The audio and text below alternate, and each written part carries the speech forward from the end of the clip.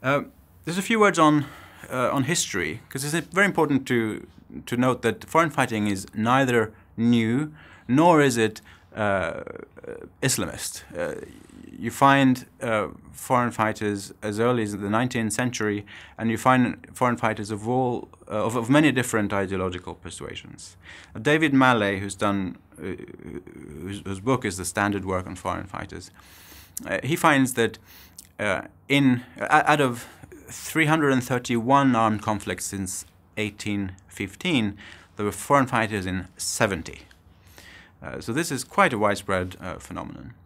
And the most famous cases, as I'm sure some of you will have heard of, are the Spanish Civil War in the late 1930s, where you had over 30,000 foreign fighters on the anti-fascist side, and many thousands on the Frankist side. Then in 1948 you had the Palestine War, where both Arabs and Jews from different parts of the world traveled to the region to fight each other. And then in the 1980s you had the Afghanistan War with over 10,000 Muslim foreign fighters joining the Afghan Mujahideen in their struggle against the Soviet occupation. But there are many other cases. I mentioned a couple of recent non-Islamist ones that many might not know. For example, there's a tradition of among the extreme left in Europe of joining certain anti-colonial groups in the Third World. So extreme leftists went to train with the Fedayeen fighters in Jordan in the late 1960s, and as late as the early 2000s, young Dutch leftists traveled to Colombia to fight with the FARC. Also, on the far right, there's a foreign fighter tradition. European neo-Nazis traveled to South Africa in the 1990s in particular, and just earlier this year, a number of European neo-Nazis went to the Ukraine.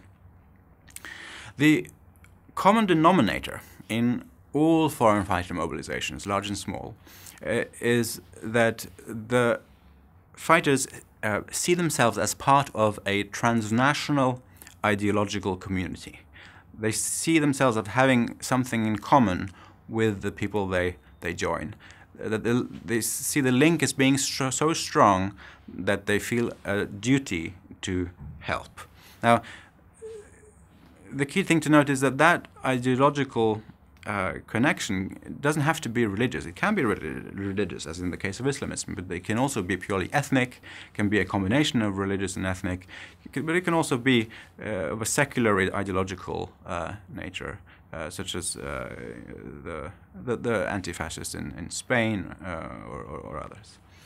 And one way to look at foreign fighters are basically as altruists. Foreign fighters are altruists in the sense that they see themselves as helping a country or a population in need. We focus a little bit on the history of Islamist foreign fighters because they have become so many over the years and attract so much attention. It's interesting that before the 1980s, there were very few Islamist foreign fighters.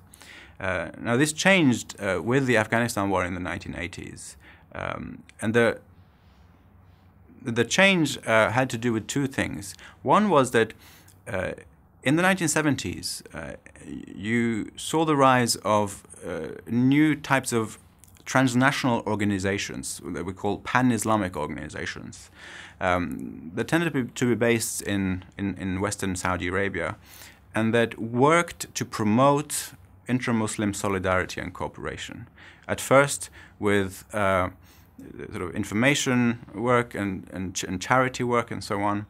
But these organizations had access to a lot of funds and were free to operate across the Muslim world, and helped foster an increased sense of sort of pan-Islamic solidarity across the Muslim world in the late 1970s. Now, some other Islamists took this pan-Islamic solidarity idea further and gave it a military interpretation and started saying, oh, it's not enough to help other Muslims with aid, we should also fight for one another. And the person who articulated this idea most clearly was a Palestinian Islamist called Abdullah Azzam. So he basically, in the mid-1980s, he articulated what I would call a foreign fighter doctrine, which said that all Muslims had a duty to defend other Muslims in need. And wherever there was a war, wherever Muslims were at war with non-Muslims, other third-party Muslims should help them militarily. So you saw a huge mobilization to Afghanistan in the late 1980s. And after 1990, you've seen Islamist foreign fighters in almost every armed conflict in the Muslim world.